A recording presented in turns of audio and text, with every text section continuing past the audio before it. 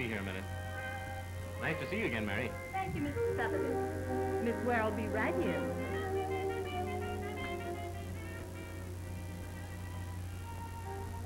John. Vivienne. Oh, I'm so glad to see you. Well, I'm happy to be here. Gorgeous. Glad to be back? Of course I'm glad to be back, and to see you. Nice trip? Great trip, splendid. Won our case in London. Congratulations. Thanks. My clients were so delighted they made me chief counsel for the Allied Corporation. No. And they're going to... Oh, I'm sorry you have an engagement tonight. I have so much to tell you. I'm sorry, too. Who's my hard luck? Damon Fenwick. Ever heard of him? Mm-hmm. That's his picture, isn't it? Yes. Big architect, big builder, big man. Is that nice? No. Do you suppose Mr. Fenwick would be interested in a modest commission? Why? Well, I'm looking for someone to build an attractive home. What kind? Oh, little English cottage, vines, lawn, shrubbery, little breakfast nook, you know, where I can look across the table at you. Joan. But that's only the beginning. With this new appointment... Please don't. You don't want to hear? Let's remain friends, John. Always. Mr. Fenwick's downstairs. Ask him to come up, please. How long have you known him? Well, I don't know. Not long. Is he serious? Very. Love him? I'm going to marry him. How well do you know this man Fenwick? Why do you ask that? Well, I don't know. Seems a girl ought to be pretty sure of a man she's going to marry. I am sure, John. Well, then, I hope you'll be very happy. Well, this is dynamite to me. I'm dizzy. I'm sorry. Oh, well. You're probably lucky. A lawyer in the family might be a nuisance. He'd come in very handy for the divorce. Come in, Damon. I want you to meet John Sutherland. Happy to meet you. Vivienne's mentioned you often. He's one of my oldest friends. Incomparable lady. She's ready. Excuse me, and I'll get my wrap. Good night, Vivienne. Good night, John. Sure you won't join us? We're going to a nightclub. No, thanks. Call me tomorrow. Of course. You'll find you a little partner. Make it a foursome. We're celebrating. Sorry. I've just heard some very bad news. This isn't my night for celebrating. Good night.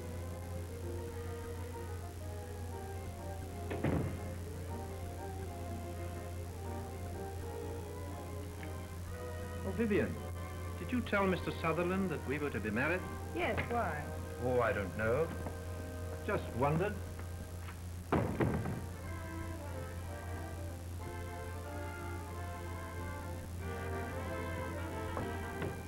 I hear it's going to be a cold winter, Dolores. You got that squirrel cooked yet? No, why? You better make sure you catch a squirrel. What kind of a crack was that? Her sweetie sitting outside with a swell number.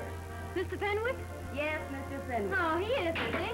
I ain't telling you no lies, honey. He is. He'll find out what makes a warm mama hot.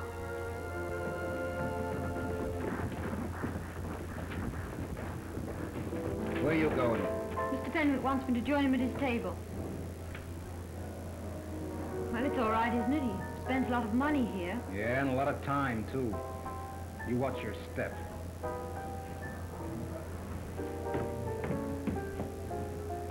What a sucker I was.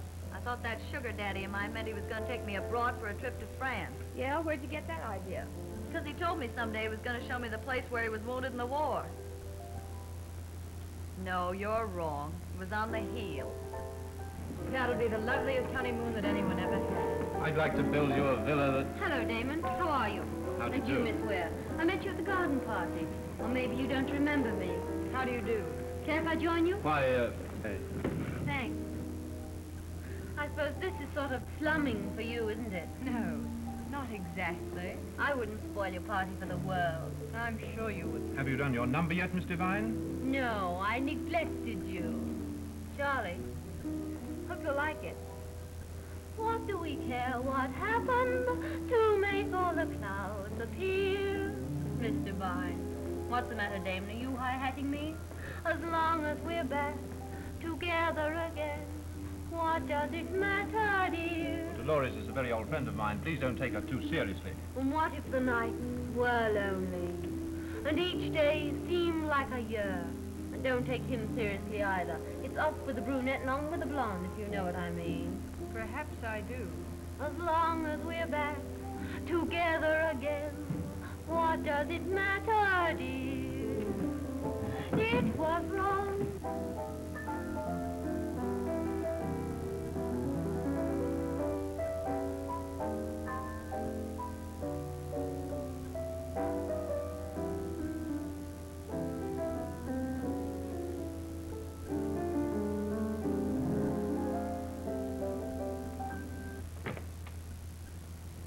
I'm sorry if I was unreasonable, but it seemed perfectly obvious. I thought the woman was deliberately trying to insult me. She seemed jealous, and I wondered why. Jealous? Impossible. If there'd been anything serious between me and that cabaret performer, would I have risked taking you there? But I'm sorry if I spoiled your evening. Will you forgive me? I'll forgive you anything, but her. Good. I promise never to see her again. Good night. Good night. I didn't know anything could make you so angry. Pleasant dreams. Thank you.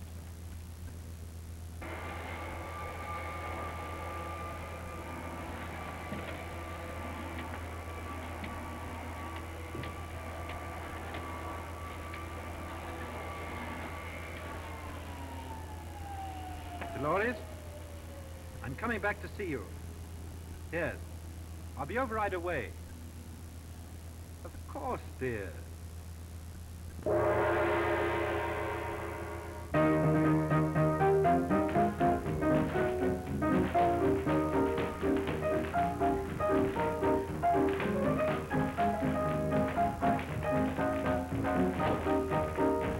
Where's the vine?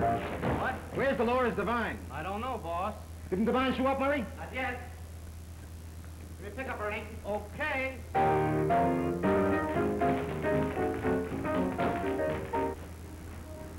Yeah, I'll tell him. Who was that? That was Dolores. Said she won't be here for rehearsal. Where is she? Went to Jersey to see her mother. That's why Fenwick came back here last night, to take her to her mother's, huh? Give me Vanderbilt 34801. Better go out there and get to work. Hello. Give me Joe Garson. Peroni talking. Angelo Peroni. But when he comes in, tell him I want to see him today without fail. Dames, huh? Deliver this to Mr. Damon Fenwick immediately. Shall I wait for an answer? No answer. Hello? Yes, this is Miss Ware. I'm sorry I wasn't in when you phoned, John. I was at Mr. Fenwick's home. No, I haven't any engagement with Mr. Fenwick tonight. Or any other night. But Vivienne, dear, what happened? You seem terribly upset. Oh, I'm sorry. Well, will you have dinner with me tonight? About 7? Fine.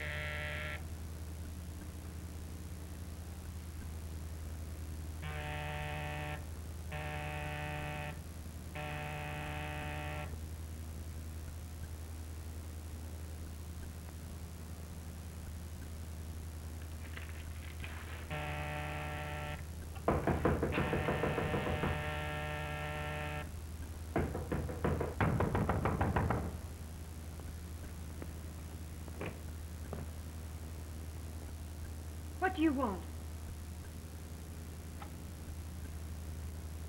Your name's Vivienne Ware, isn't it? Yes? We're from headquarters, Miss Ware. Ah, take a little trip? Yes, I was packing tonight so I could leave early in the morning. Jim, take a look in there. What'd you say? I was packing tonight so I could leave early in the morning. Oh, do you keep a maid? Yes, How's it she isn't doing the packing? she's out. Oh, the maid's out, eh? You're a friend of Damon Fendrick's, aren't you? I was. Mm-hmm. Was is right. He was coming up to see her. Joan. What's your name? John Sutherland. What business you got breaking in here this hour of the morning? Who are you? I'm Miss Ware's lawyer. Oh, before we get here with the news, you send for your lawyer, eh? She didn't send for me. I heard what happened, and I came to see if there's anything I could do. I don't know what you're talking about. Now, you figured she was going to need help, eh? Well, you figured right. Where were you tonight? What have you been doing? Don't answer. As your lawyer, I warn you that anything you say will be used against you. I'm directing you to stand on your constitutional rights. Don't talk. Don't talk about what? Damon Fenwick has been murdered. Knocked off by some woman, and it looks very much like it was you, sister. What did you say, John?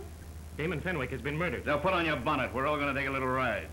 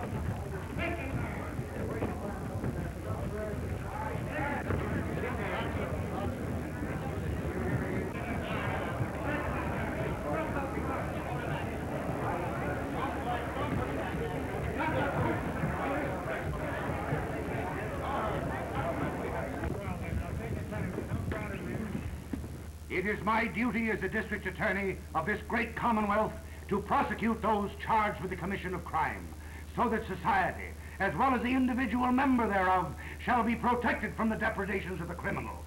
And that is why, ladies and gentlemen of the jury, that we expect to prove to your satisfaction and beyond a reasonable doubt that on the night of October the 5th, or early on the morning of the 6th, Damon Fenwick was murdered in his home, shot to death in cold blood in a fit of jealous rage by the defendant in this case, Vivienne Ware.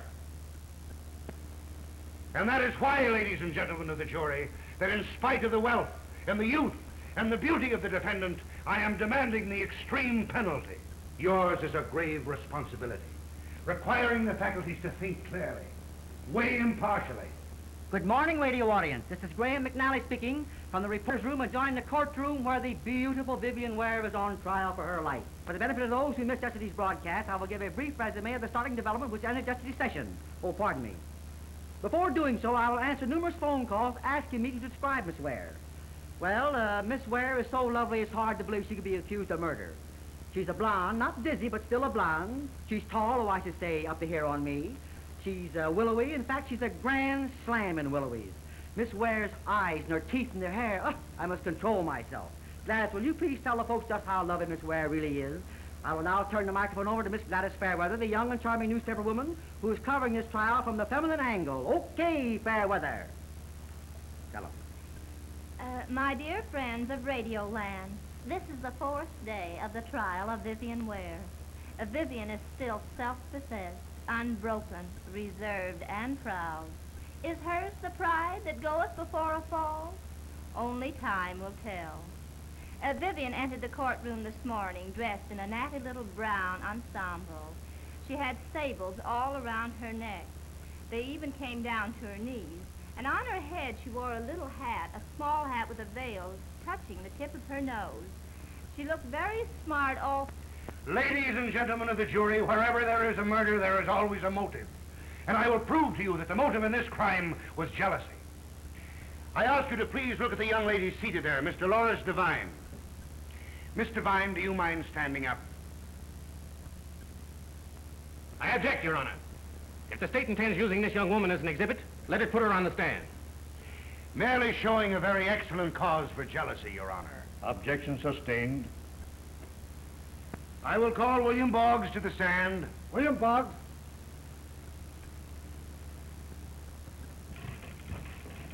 McNally speaking again, folks. William Boggs, the murdered man's butler for the last 11 years, is now being sworn in. Aside from the killer, Boggs is the last person to have seen the architect alive. Stand by, folks. Looks like it's going to get very hot. Mr. Boggs, you are familiar with the habits of your late employer, Mr. Damon Fenwick. My late master was not a creature of habit. Indeed. Damon Fenwick was quite a ladies' man, wasn't he? Mr. Fenwick was quite normal. Mr. Boggs, it strikes me that you are trying to deliberately avoid the question. I'm here in the cause of justice, a cause dear to my own heart. As a child, I used to sit on my mother's knee. The court is not interested in knees, Mr. Boggs. I will repeat the question to you in a much simpler manner. Mr. Damon Fenwick was very fond of the ladies, wasn't he? Mr. Fenwick was fond of all his fellow men, whatever sex. His motto in life, I can hear him now, was love, love, and more love. Order in the court. Mr. Boggs, tell me, was Damon Fenwick in the habit of having overnight guests at his house? Oh, there was always room for another one at the Fenwick house. Mr. Fenwick was the soul of hospitality. The master was, if I might express it scientifically, boudoir conscious. Then he did sometimes have overnight guests? Yes. I see. Ladies? Some of them. Oh, you mean some of them were not ladies? Oh, I wouldn't say that. Mr. Fenwick viewed all the women that came to our house as you do your witnesses. How's that? Guilty until they are proved they are innocent. Mr. Boggs, tell me, do you know a dancer by the name of Dolores Devine? I wouldn't say that, sir. It takes years to know any woman. Mr. Boggs, would you please be kind enough to answer my questions? Well, if I might be so bold as to tell the truth, sir, the lady in question is known to me. Then tell me, did Dolores Devine stay all night at David Fenwick's house? Answer me. I object to this line of questioning on the ground that it is irrelevant, incompetent, and immaterial. If the court pleases, I'm trying to establish the fact that after Damon Fenwick informed Vivienne Ware that he had broken with his dancer, Dolores Devine did stay all night at his house. Overruled. Exception. Did Dolores Devine stay all night at Damon Fenwick's house? Yes, sir. On more than one occasion? Yes, sir. When was the last time that you remember that Dolores Devine stayed all night at Damon Fenwick's house? On the night of October the 4th. On the night of October the 4th. Was she there the next morning? Yes, sir. What time on the day of October the 5th did you see Dolores Devine in Damon Fenwick's house? At noon, sir. How was she dressed? In pajamas. Pajamas? Yes, sir. Wine-colored and rather suggestive. What do you mean, suggestive? Well, sir, while revealing everything, they seem to suggest so much of nothing. If I make myself quite clear. You make yourself quite clear, Mr. Boggs. And now, will you please tell us what happened? Yes, I remember it very clearly. I wasn't feeling very well. You see, my lumbago was troubling me again. But I was serving breakfast.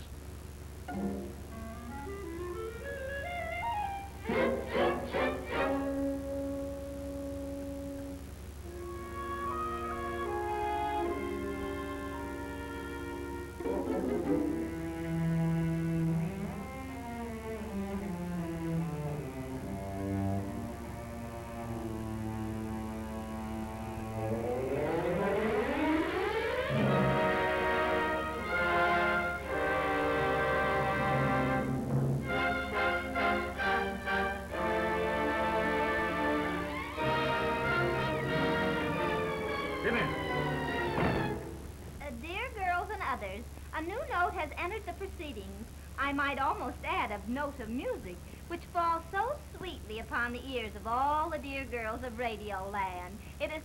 Oh, here's Mr. McNally again. I'll tell you all about it tomorrow. McNally speaking. A few more highlights on the sensational Ware trial, and I mean sensational. The relentless prosecutor made the Fenwick butler admit that on the very day of the crime, Vivienne Ware was given every reason to feel that she was a woman scorned. John Selwyn, the young defense attorney, fought desperately to shake the butler story. A story that spelled plenty of dynamite for the beautiful Vivienne Ware. And, oh, pardon me, folks, another surprise. The prosecutor is now introducing one of the Vivienne Ware's love letters. Come on, folks, now stand by. Remember, she's on trial for her life. Will you stipulate that this letter that I am exhibiting to you is in the handwriting of the defendant, Vivienne Ware, and on her own monogram stationery? So stipulated, Your Honor. And will you further stipulate that this letter was delivered to Damon Fenwick approximately 7 hours before his death? So stipulated, Your Honor. I would like to read this letter to the jury. No objection, Your Honor. Proceed. Dear Damon, I have warned you repeatedly, but this morning's occurrence convinces me that you will not keep your promise. There can be only one end, only one way out for you and me. I have decided what to do, and if I am wrong, may God forgive me. Signed, Vivienne.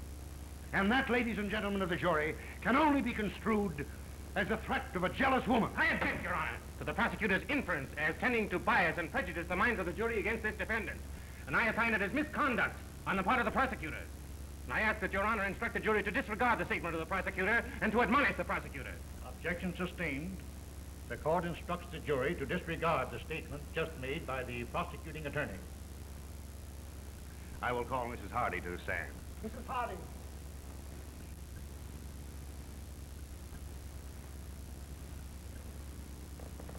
Raise your right hand and be sworn. You solemnly swear the testimony you're about to give in this case, the truth, the whole truth, and nothing but the truth, so help you God? Oh, Judge, I'm so glad you asked me that. Confine your answer You know, to I do. I certainly do. Be seated. Thank you, Judge. Oh, I'm so glad to get my answer. Your name is, Mrs. William Hardy. Ah, yes, Mrs. Hardy. You and Damon Fenwick were neighbors, I believe. We lived next door, but we were not neighbors. I see. Perhaps, Mrs. Hardy, you can tell me if you can recall what happened the night of October the 5th. I've tried so hard to forget it. Well, suppose you try very hard to remember it and tell me exactly what happened the night of October the 5th last. Well, I'll tell you. You see, my husband, he always goes to bed first. I stay up to cold cream my face, put out the light.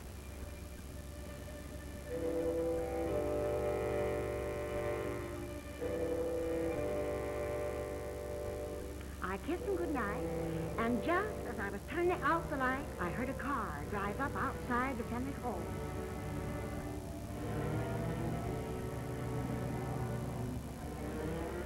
And then what happened, Mrs. Hardy? I tiptoed to the window. Yes, yes, go on, and I looked out. And what did you see? A car drove into the ground. My husband, he heard it too, but he wouldn't get out of bed to see what I saw. And just what did you see, Mrs. Hardy? I saw Miss Ware get out of the car and go into Mr. Fenwick's house. That will be all. You may take the witness. How dare you say such a thing? I am not a snoop. I simply reflect the community spirit. Isn't that so, William? How do you know it was Miss Ware's car? Well, I've seen her car there often enough, I guess. Mrs. Hardy, do you realize that what you're saying may send Miss Ware to her death?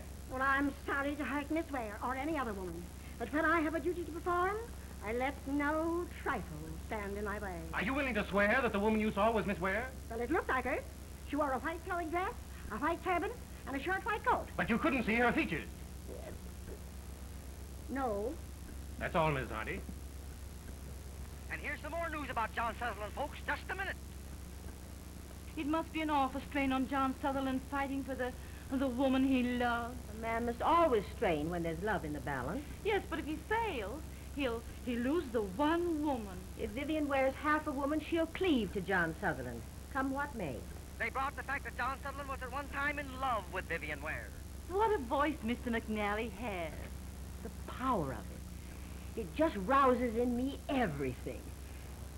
That's maternal. I know just what you mean. It's almost closing time in this courtroom, folks. It seems to be the consensus of opinion that the prosecution has dealt the defense some terribly damaging blows. Vivienne's fate hangs in the balance. Friends, it looks very bad for Vivienne Ware. Court is now adjourning till 10 o'clock tomorrow morning when the broadcasting of this trial will be resumed. Judge Henderson has just ordered the jury locked up for the night. Don't forget tomorrow morning, get your old man off to work on time and do your breakfast dishes early. This is Graham McNally signing off. That'll be all.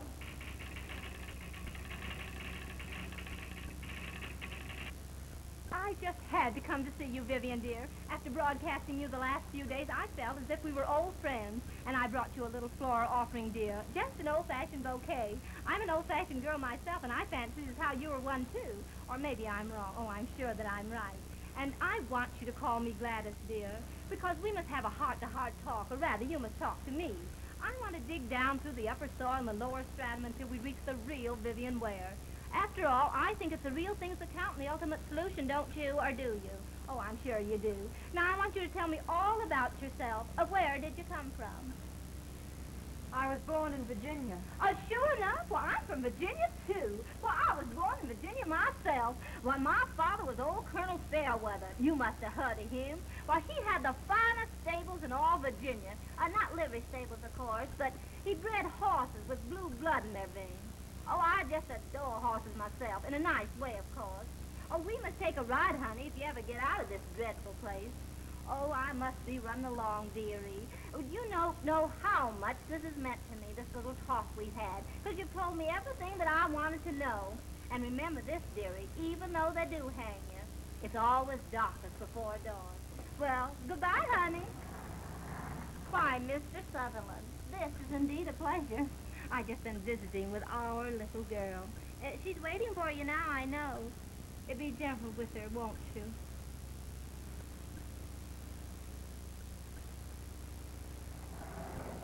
Vivienne, dear, I haven't slept all night, but I've come to a decision. You've got to change your plea to self-defense. Why? Well, why are you afraid to tell me the truth? I have told you the truth. No, you haven't. Oh, I know why. You're trying to be kind.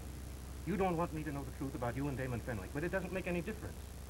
John, I told you I was infatuated with him, fascinated. I told you that before I was engaged to him. You warned me and I was wrong.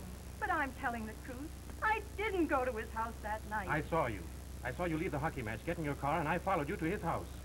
Oh, why won't you believe me?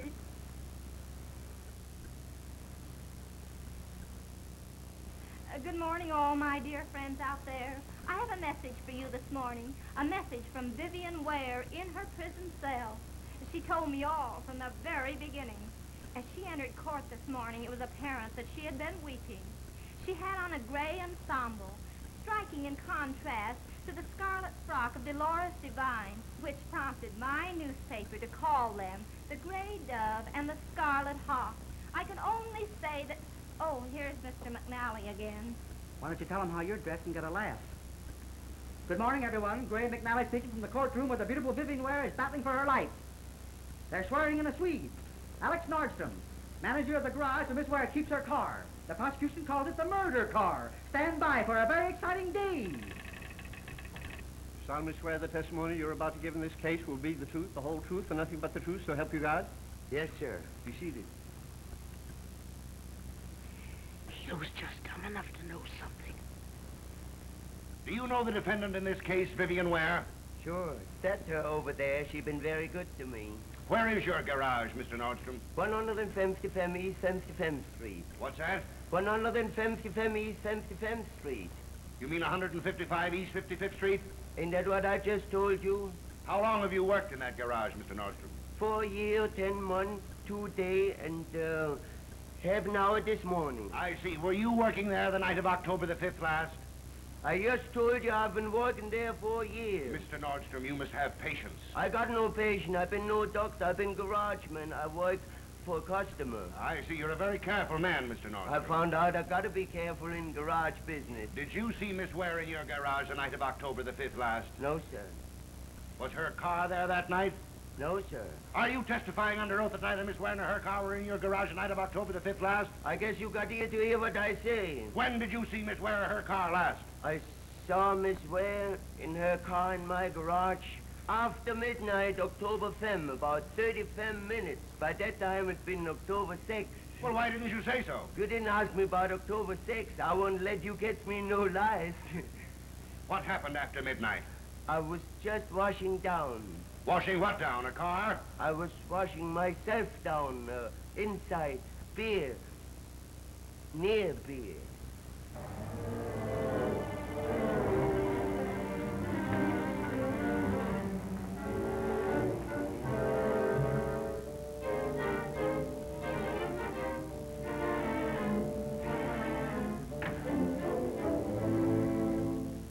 It seems very obvious the garage man has been telling the truth. This makes a powerful case for the state, folks. It has shown motive, a threat, the presence of Vivienne Ware at the scene of the crime, her blood-stained handkerchief, her return to the garage after the time of the crime in a very emotional state. Wait a minute, folks. The prosecutor has just called Dolores Devine, the other woman in the case, to the stand. Miss Devine is a very snappy-looking brunette with the kind of a figure that makes strong men weak and weak men totter. In other words, she's hot-cha-cha. She seems to have a lot of character. Yes, she's got a lot, but it's all weak. Miss Devine, when Damon Fenwick proposed that you become his protege, what did you reply to him? I told him I would if he'd marry me afterwards. I see. Do you know the defendant in this case, Vivienne Ware? Yes. Where did you meet her? The house party at Mr. Fenwick. When? A couple of months before he was killed. What was her attitude toward you? Her what? Her attitude. Well, she didn't exactly fall on my neck, if you know what I mean. I'm afraid I don't know what you mean, Miss Devine. I mean she didn't care for me in a big way. You mean that she was jealous of you? I object to that question, Your Honor, as leading and calling for a conclusion. Objection sustained. Where did you first meet Damon Fenwick? The place where I used to dance. The Silver Bowl Cafe. Who introduced you to him? The man who owned the place. Angela Peroni. Who? Angela Peroni. Were you dancing in the Silver Bowl Cafe the night of October the 5th Yes, last? I danced there every night. Will you tell me what happened that night? Miss Devine, I'm asking you to please tell me what happened the night of October the 5th last when you were dancing in the Silver Bowl Cafe. Your Honor, the witness is either afraid or unwilling to answer my questions. Will you please instruct the witness? The witness will please answer the questions more promptly. I want you to tell me what happened the night of October the 5th last when you were dancing in the Silver Bowl Cafe. All right. I'll tell you.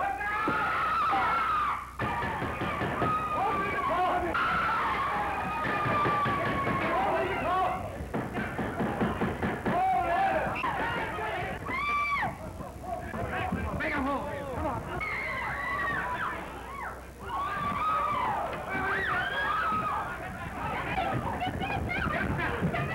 Somebody threw a knife at Dolores and tried to kill her. Someone threw a knife to Dolores Devine while on the witness stand and tried to kill her. Stand by, folks.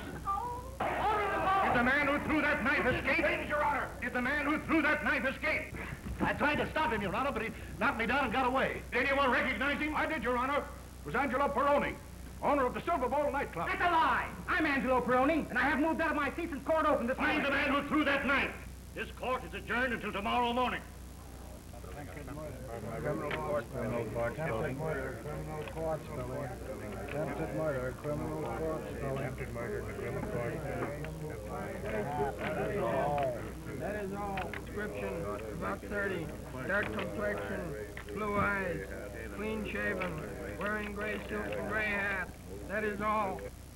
Attention all cars. Calling all cars. Attempted murder in Judge Henderson's court. Criminal courts building. Man threw a knife. Description. About 30. Dark complexion. Blue eyes. Smooth shaven. Wearing a gray suit. Gray hat. That's all. Hello, Mac. Hello, Captain. What's going on up there? The prosecution is finished with the Devine woman and closed the case for the state. How does it look for Not Vivienne? so hot. Say, got anything on the knife thrower yet? We expect... I know you're expecting the arrest within 24 hours. Ho, ho. Good morning, friends. Graham McNally speaking. I'm bringing to you the 6-day broadcasting of Vivienne Ware's gigantic struggle to clear herself of the brutal murder of Damon Fenwick. Wait a minute. Miss Ware is now being sworn in. What a surprise this is. Because if it was predicted for legal experts, she would not take the stand. Doggone, the day starts off with a bang. Stand by. Let me tell them what she's wearing. I will now turn the microphone over to the young and beautiful Miss Fairweather, who will describe Miss Ware's appearance this morning. Tell them she's dressed to kill. As Vivienne goes in the stand this morning, she is dressed in a black and white ensemble that has white poking out at the neck. Order in the call.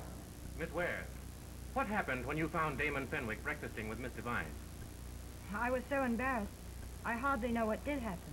Were you angry? Yes, at first. He promised never to see her again. And then what? I realized I'd made a fearful mistake. That he would never change. That he could never mean anything to me again. It has been implied here that you were furiously jealous. Is that true? Your Honor, I object to this line of questioning as leading. I am endeavoring to show, Your Honor, that there was no motive of jealousy. Objection overruled.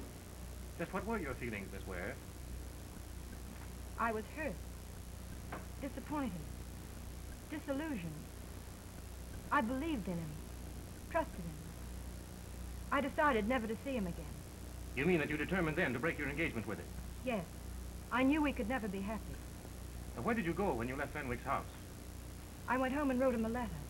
The same letter introduced here in evidence? Yes. I quote from that letter.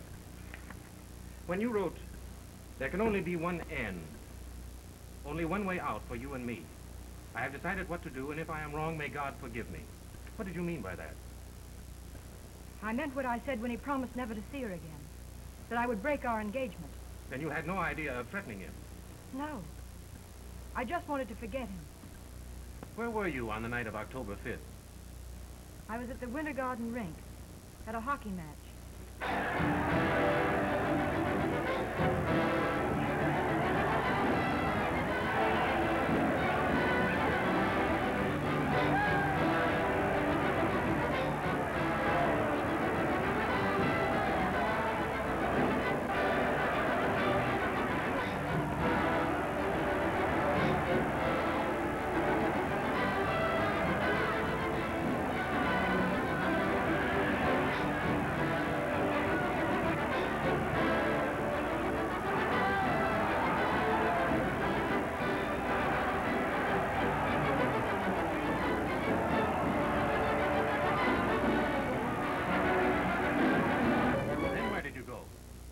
drove home.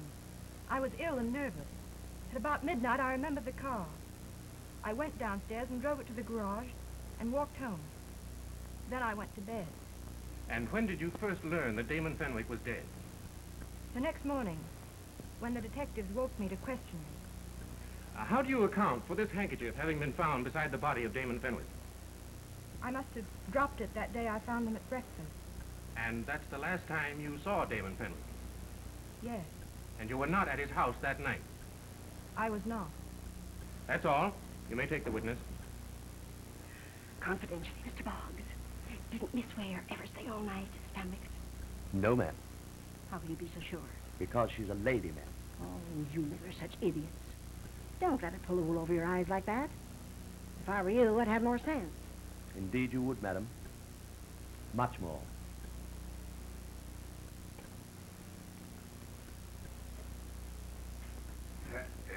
Miss Ware, who invited you to the party at the Winter Garden? Mr. Sutherland. I see, and when you left so suddenly, why didn't he accompany you? He wanted to, and I wouldn't let him. Why? Because I wanted to be alone. Because you had something to do, something that you didn't want anyone to know about. No. You've testified on the stand, Miss Ware, that you were on the verge of tears. Why? Must I answer that? Are you afraid to answer it? No, I'm not. Then tell the jury, please, why you were on the verge of tears. Because at dinner that night, when I told Mr. Sutherland that I'd broken my engagement with Fenwick, he was so kind and understanding. He asked me again to marry him. And because he asked you to marry him, you consider that sufficient reason for tears? No, I was miserable because I felt I'd been unfair to him. I see, and you didn't want to hurt him, so you wouldn't allow him to accompany you home. I see. Did anyone see you when you came to your apartment? I don't know. Where was the elevator man? It's an automatic elevator. Was there anyone in the elevator when you went upstairs? No. Didn't your maid see you come in? It was her night out. How convenient. Was anyone in the elevator when you went down to go to the garage? No. Evidently, the prosecuting attorney thinks the people in these apartments do nothing but ride up and down elevators. It would perhaps be much more convenient for Miss Ware had the tenants cultivated such a habit. Isn't it true that you went directly from the Winter Garden to Damon Fenwick's house? No. With a .38 caliber revolver? No. And shot him in a jealous rage? No. And made the fatal error of dropping that blood-stained handkerchief with the body? No. But why are you afraid to look at it? I'm not. Well, then look at it. I tell you, I didn't do it. I'm not a murderess. I wasn't there. I told everyone I wasn't there, and no one will believe me. Even my own lawyer thinks I was there. Ah, why does he think that? What is he withholding from the court that the court should know? Your Honor, please, I object to the last question and ask that the answer of the witness be stricken out as irrelevant, incompetent, and immaterial. Purely the conclusion of the witness and not proper cross-examination. The objection is overruled and the motion to strike is denied.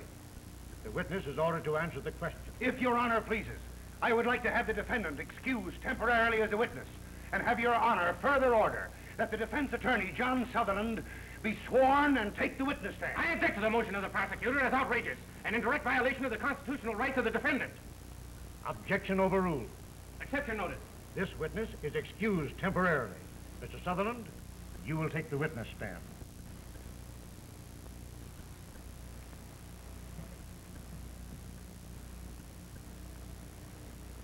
You solemnly swear the testimony you're... This is the biggest surprise in this trial, folks. On account of Vivienne Ware's damaging admission, the court has ordered John Sutherland to the witness stand. They're now swearing him in. I want to recall to your mind, sir, the solemn oath that you took when you were admitted to the bar of this great state. And I further want to remind you that anything but the truth is perjury, and anything less than the truth makes you an accessory after the fact. Proceed with the examination. Mr. Sutherland, tell us, please, why you think that Miss Vivienne Ware is guilty of this killing. Before answering, Your Honor, I should like to change the plea of Vivienne Ware from not guilty to not guilty on the grounds of self-defense. Does the prosecution object to a change of plea? The prosecution has no objection, Your Honor. Proceed. Now tell us, please. When Miss Ware left the Winter Garden rink, I left also. About half a block away, I saw her entering a car. I called my car and followed. Where did the car go? To the home of Damon Fenwick. And then what happened? I ordered my chauffeur to turn and went back to town. Mr. Sutherland, Miss Ware has testified on the stand that night at dinner she told you that she had broken with Damon Fenwick forever. Is that true? Yes. And still a few hours later, you found her going back to Fenwick. Is that true? Yes. I see, and you followed her. Yes. Ah, isn't it conceivable to believe that you yourself had a sinister connection with this murder? Is there anyone involved who had a better motive for killing Damon Fenwick? If I could take full blame for this, I'd gladly do so, but you asked me for the truth.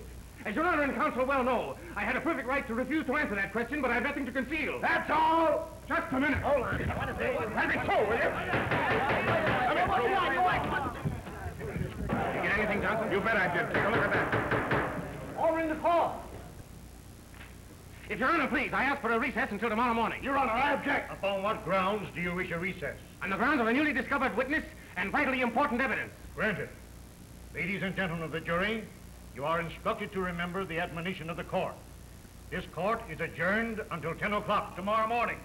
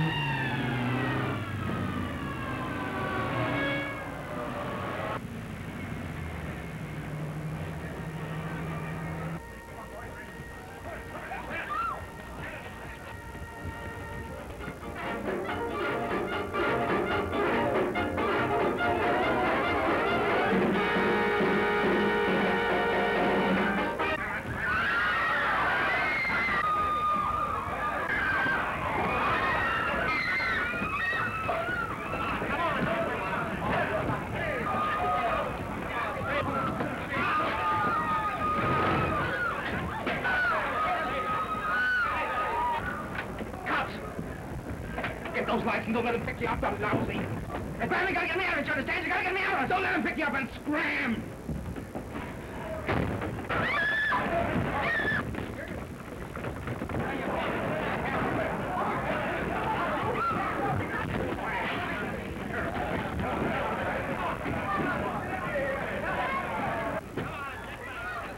Where's that knife thrower? I don't know who you're talking about. What do you mean, talking like Joe Garson?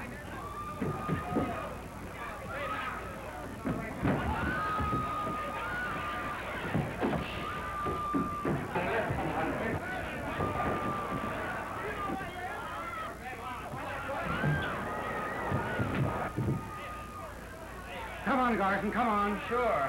I'm coming. Right now!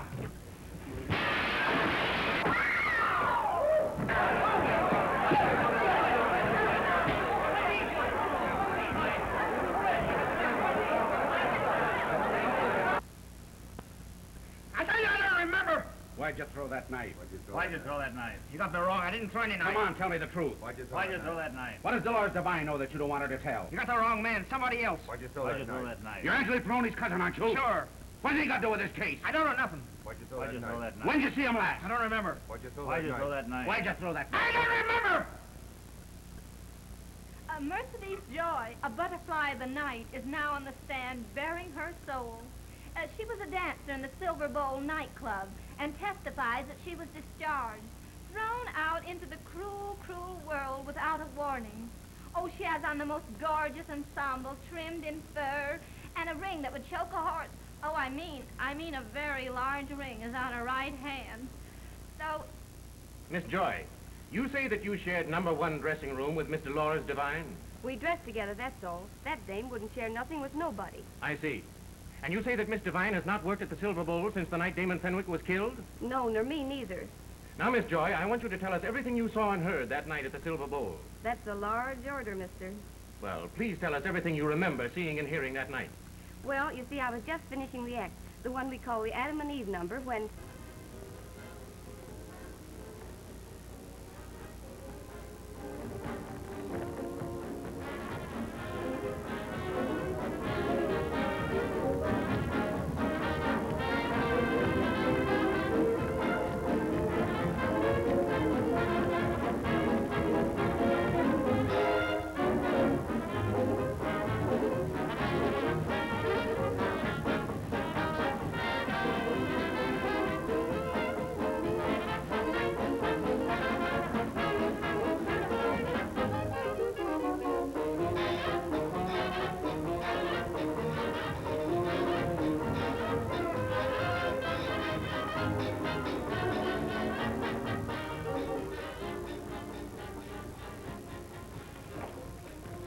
Who are the flowers from?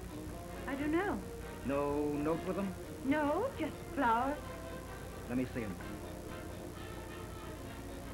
Let me see them.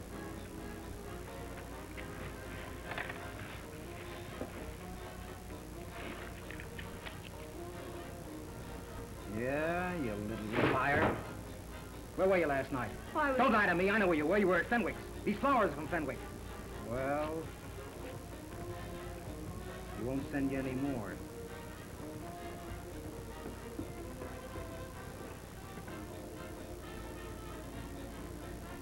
And that was the 10 o'clock show? Yes, sir. And you say Miss Devine missed the 12 o'clock show? Yes, sir. And she was not at the club? She was not. That's all. You may take the witness. Surprise coming on top of surprise. The latest being that the court has appointed a special guard for John Selwyn on account of death threats from the underworld. But the brilliant young attorney goes right ahead with his cross-examination of Angelo Peroni, that menacing figure with a 6-inch scar on his face. And I'll bet you $4 he didn't get it in the Ware. Mr. Peroni, why hasn't Miss Devine worked at the Silver Bowl since the night Damon Fenwick was killed? Because she wasn't on the square. And because of that you had a fight with her? Well, I wouldn't exactly call it a fight. It was just a little argument. And on account of that you discharged her? No, I canned her because she missed the midnight show. You said, Mr. Peroni, that when you left the club that night, your revolver was in the drawer of your desk.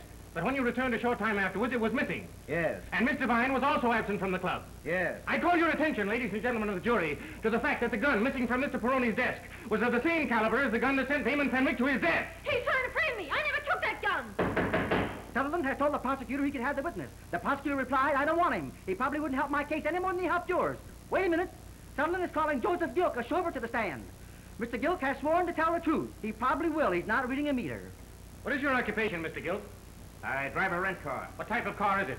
It's a big black sedan. Were you driving that car on the night of October 5th? Yeah. Did you pick up any fares that night? Any what? Fares. Oh, I thought you said only one. I wish I hadn't picked her up. You say her. Your fare then was a woman. Yeah. Where did you pick her up?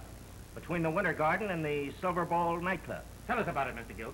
Well, it was around midnight, and I was cruising along the street.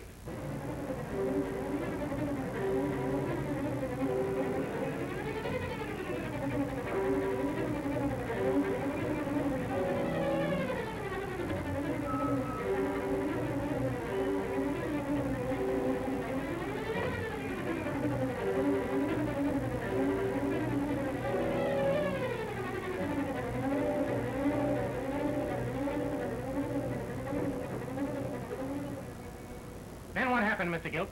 I drove her to Damon Fenwick's home. She goes in there for a few minutes. Then she comes running out and tells me to step on it. And then what? At 145th Street, she pays me off. Says she can make better time on the subway. Do you recognize that woman in this courtroom? There's a dame right there. That's all for this witness. Your Honor, I should like to recall Miss Dolores Devine to the stand for further cross-examination. Even though Dolores is beautifully dressed, she refused to take the stand. But the judge threatened to lock her up for the night for contempt in court, and, well, she changed her mind, and she's sitting there now, testifying. Why did you go to Fenwick's house that night? I can't tell you. Why can't you tell me? Because I'm afraid. Of whom? I can't tell you. I'll tell you why you went there. Fenwick was finished with you, and in a jealous rage, you took Angelo Peroni's gun, went to his house, and shot him to death. Isn't that the truth? No. Then why did you go there? I tried to get him on the telephone. I couldn't, so I went to see him. Why? Oh, I can't tell you. If the court please, I demand the arrest of this witness on the charge of murder. No. I'll tell you. But you've got to protect me or they'll kill me. The district attorney's office will give the witness all the necessary protection. We want the truth. Now, why did you go there? To warn him. Tell us what happened. When I left the Silver Bowl, I went to Fenwick's house.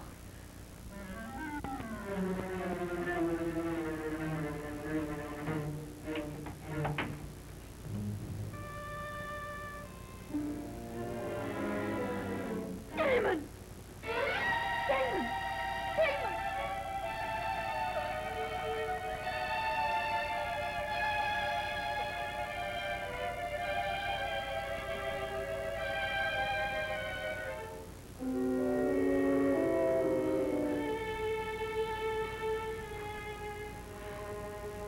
If all this is true, Miss Devine, why were you trying to find Angelo Peroni's gun? I wanted to be sure he hadn't taken it. When I found he had, that's when I went to warn him. You think, then, that the man you saw that night at Fenwick's house was Angelo Peroni? I don't know. I couldn't tell whether it was Peroni or his cousin Goff. You mean Joseph Garson, the man who's accused of trying to kill you? Yes!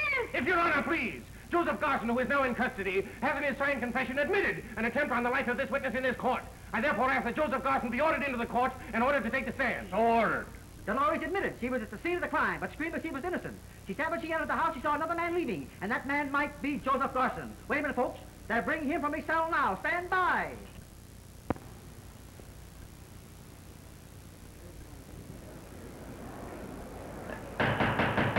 Order the court! Order! Order! The prosecuting attorney will advise the witness of his constitutional rights. Mr. Garson, the court has instructed me to advise you that you have the constitutional right to refuse to answer any questions that counsel may ask you, the answer to which might tend to incriminate you. Do you understand? Do you understand? Raise your right hand and be sworn. You solemnly swear the testimony you're about to give in this case will be the truth, the whole truth, and nothing but the truth, so help you God? You solemnly swear the testimony you're about to give in this case will be the truth, the whole truth, and nothing but the truth, so help you God? The witness will answer the clerk of the court. Do you so swear? Yes, I swear. Be seated. I'll tell you the truth. I'll tell it to all of you. You want to know why I threw that knife? I'll tell you. You want to know why I went to Fenwick's house that night? I'll tell you that, too. I'll tell you the truth, the whole truth, so help me.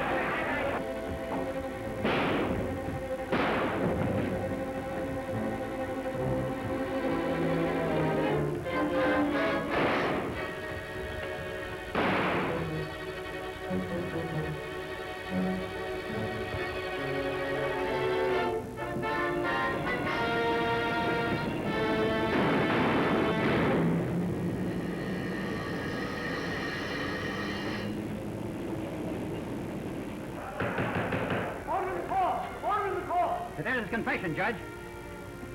Got him, Judge. Angelo Peroni. He never got out of the building. Doctor will be here in a minute. Very good. Why did you kill Fenwick? Peroni was jealous of him. He made me do it. Then we split. He got me all right. And I'll get him! In view of the dying man's confession exonerating the defendant, Miss Vivienne Ware, I instruct the jury to return a verdict of not guilty, and the defendant shall be discharged from custody. The court is now adjourned.